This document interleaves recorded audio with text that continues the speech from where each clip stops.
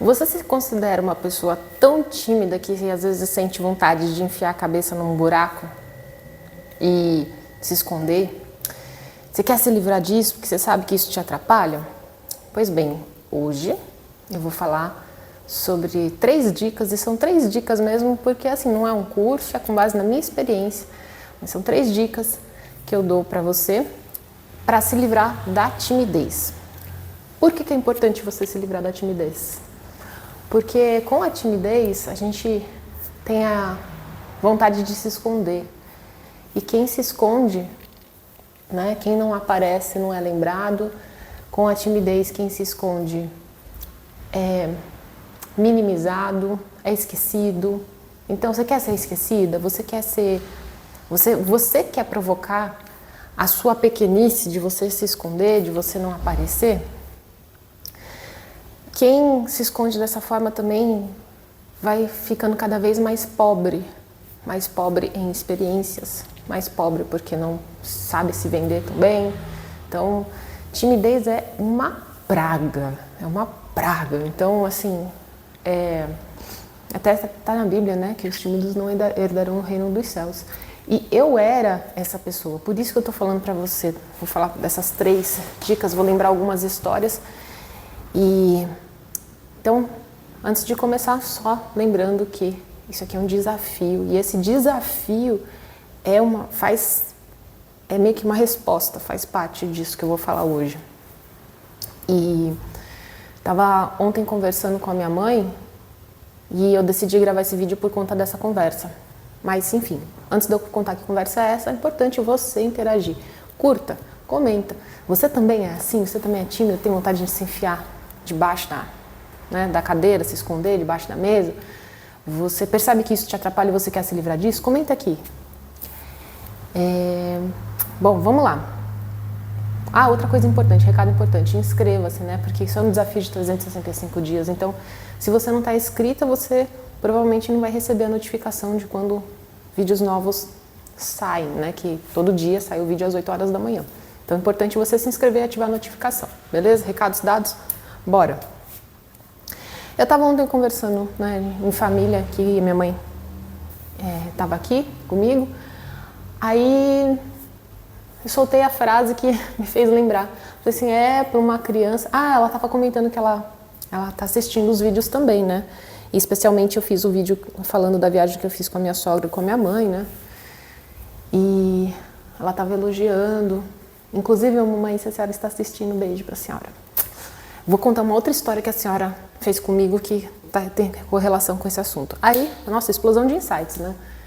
Aí eu falei pra minha mãe, mamãe, pra quem se escondia embaixo da sua saia. Eu fazia isso, eu tenho lembranças de eu fazer isso. E minha mãe nem é tão alta assim, né? Minha mãe deve ter 1,60 e... não sei, 1,62 talvez. E aí eu lembro que eu era criança e eu pegava alguém...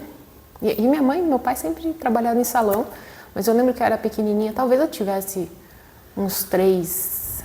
Era lá em Jundiaí. Não, acho que era de 4 para 5 anos. 4 para 5 anos. Eu lembro onde que era, inclusive. Aí eu lembro que minha mãe usava algumas saias, que eram saias bem... aquelas saias esvoaçantes, assim, não sei que tecido que era.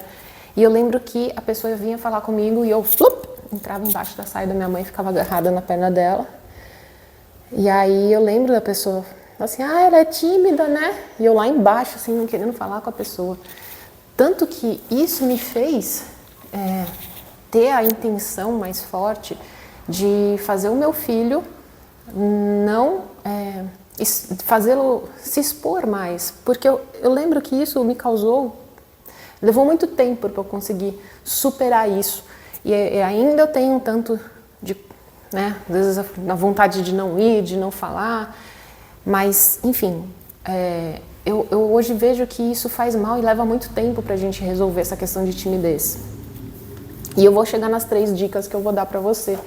Mas lembrando dessas histórias, e aí tem a segunda história que é muito boa, né? Hoje, intencionalmente, como mãe, eu falo pro Pedro. E o meu marido também faz isso. Pedro, diga bom dia, boa tarde, boa noite. Ele não precisa ser a pessoa que vai conversar com todo mundo, mas cumprimentar. Só que o cumprimentar gera já uma outra postura com relação ao mundo, né? Eu vejo muita criança que o pai e a mãe falam assim, é criança, e deixa a pessoa ficar uma antissocial, uma pessoa que, né, que quer entrar dentro de uma casca, e eu acho que isso não é legal. Então eu falo pro meu filho, cumprimente as pessoas, olhe o olho no olho, né? Desde pequeno, desde criança, olhando para o rosto da pessoa, olhando no olho, você já percebe que é uma postura diferente, né? Então ele já não tem esse lance da timidez. Isso eu acho muito bom, né? O Pedro tem que regular ele um pouco para baixo, porque às vezes ele passa do limite também da extroversão. E a primeira questão, então, que eu coloco é que o que me fez lidar melhor com a questão da timidez, a primeira coisa foi a exposição a desafios. Quando eu tinha 17 para 18 anos, na escola de inglês que eu estudava, eu lembro que chegou um dia, eu estava tendo aula com o dono da escola, ele tinha uma metodologia própria, e aí conversando, fazendo a aula, no final ele virou e falou assim, você gostaria de dar aula de inglês? Parei, pensei, assim, fiquei meio assustada, né? Ele falou, quero aqui, que ele queria marcar uma conversa comigo com a minha mãe, aí, né, fizemos a conversa, ele fez o convite, e aí eu comecei a dar aula. E eu lembro que eu estava sofrendo muito no começo dessa experiência. E eu virei para minha mãe e falei assim, mamãe, eu não sei se eu quero isso. Chorando, eu cheguei chorando para ela. Aí ela virou para mim e falou assim, você está no período de experiência. Daqui 3 meses a gente volta a conversar. E isso foi muito bom, né? Apesar de eu achar que minha mãe fosse me acolher e falar, não filha, não sei... Né? Eu esperava uma resposta diferente dela e ela deu essa resposta e para mim foi muito bom. Foi aí que eu comecei a ser professora, né? Oficialmente. Porque minha mãe me incentivou a permanecer nesse desafio, que é a segunda questão. Então a primeira é a exposição ao desafio e a segunda é você repetir, se você treinar e repetir. O quê? A exposição, né? Treinar a comunicação é o que eu estou fazendo com relação ao desafio 365 dias. Aí meu marido me sugere isso e eu falo, bom, interessante, o que eu vou ganhar com esses 365 dias? Eu vou ganhar mais habilidade de comunicação, eu vou me ficar mais à vontade em frente às câmeras. Você pode, já tá legal para ver isso, acho que esse é o número... É o vídeo número 62 ou 63. Pode reparar, na primeira eu estava tão desconfortável. E assim, eu tenho horas e horas já de gravação, já fiz curso, mas assim, o incômodo de pensar que esse desafio de 365 dias era tão grande que no primeiro vídeo eu estava tímida, eu estava assim, né? Quase que dentro de uma casca, que é diferente hoje. Assim, não, já até consigo gesticular mais, já até pareço uma pessoa mais extrovertida. Então, só pareço, tá? Então, a primeira dica foi sobre expor-se ao desafio. Eu lembrei de um desafio que foi também, me ajudou a vencer a timidez, foi que quando eu estava com 16 para 17 anos, eu tive uma banda. Pois é. Eu gosto bastante de tocar. Na época eu tocava violão, aí comecei a tocar guitarra e nessa banda eu toquei guitarra. E inicialmente eu não era vocalista, mas a menina que era vocalista, coitada, ela era muito ruim. Era ruim mesmo, assim, ela não conseguia entrar no tom, ela até tinha um pouco mais de ritmo, mas ela não tinha como continuar. E aí eu sempre fui muito líder, né? E aí acabou que ela não conseguia interpretar as músicas, enfim, saiu do grupo e eu assumi o vocal dessa banda, então eu cantava e tocava. Então essa experiência de palco era extremamente desconfortável, mas eu gostava muito de tocar. Então, porque eu quis assumir esse desafio, eu tive essa experiência e foi muito bom, tenho boas memórias desse período que eu tive na banda. Enfim, então, exposição ao desafio, Aí você tem que treinar, você tem que continuar. Então não adianta fazer uma vez, né? Lembrando do vídeo de anteontem, né? Ninguém fica bom em algo que faz pouco. Então, repetir, repetir, repetir. E a terceira dica tem correlação com o quê? Com você buscar alguma técnica, alguma terapia que leve, que promova autoconhecimento. Então, autoconhecimento faz você ir cavando, você entendendo muitas vezes traumas, você entendendo mentiras que você acreditou em algum momento de alguma situação que você viveu, né? Quando a gente é criança, principalmente, tem umas coisas assim que a gente encasqueta, umas coisas que a gente toma pra gente como verdade, inclusive ainda como adultos, mas a gente tem que sempre limpar, tem que ficar limpando, né?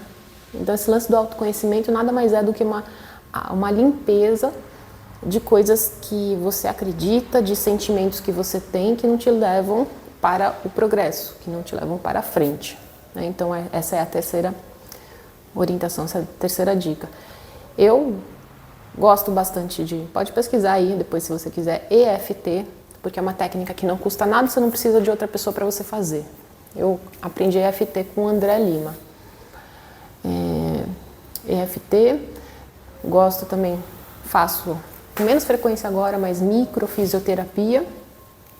Microfisioterapia também aí você precisa de um fisioterapeuta que tem essa especialidade. Gosto bastante de constelação familiar.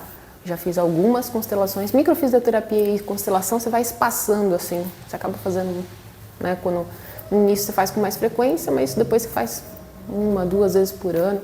E você vai constantemente trabalhando questões emocionais, né? Eu, por exemplo, já tive que trabalhar e continuo trabalhando a questão do medo de crescer. Pois é, medo de crescer. Muito louco. E é muito doido isso porque, assim, abrindo meu coração aqui pra vocês, eu faço o que eu faço porque quando eu tava, acho que com uns 15 anos, a gente morava lá em Jundiaí, eu tive um momento que Deus falou comigo, e Deus falou comigo que eu sabia que era Deus, porque era uma voz que veio com uma certeza muito grande, que virou pra mim e falou assim: você vai ser grande. Olha que doideira, né? Veio uma mensagem de que eu seria grande. E eu venho trabalhando o medo de ser grande, né? Então, muito doido, né? Ser humano é assim, a gente tem promessas, a gente tem Deus orientando a gente, mas ainda assim a gente sente os medos, ainda assim a gente sente essas coisas que a gente não deveria sentir, né? Mas é parte da evolução, parte da aprendizagem. Então é isso. E aí, gostou das dicas? Agregou na tua vidinha? Tomara que sim, porque a minha intenção aqui é trazer palavras, reflexões que vão aumentar a sua gratidão, né? Porque com gratidão a gente transforma o ambiente, transforma as pessoas ao nosso redor. Gratidão para mim é um sentimento exponencial, faz as coisas crescerem muito mais do que a gente pode imaginar. Sabedoria, porque sabedoria é você ter a capacidade de discernir entre o que é certo e o que é errado. E esperança, porque esperança está ligado com a sua visão de futuro. Quando a gente tem uma visão de futuro que a gente consegue perceber que lá na frente vai ser melhor do que o nosso presente, a gente se anima, né? Então você tem que ter ânimo de vida, você tem que ter sabedoria para discernir e agradeça sempre o que você tem, o que você passa, as situações, as pessoas, as coisas, beleza? Então é isso. Cumpri com a minha missão de hoje e até amanhã. Curta, comenta, compartilha com quem precisa. Compartilhar é importantíssimo também.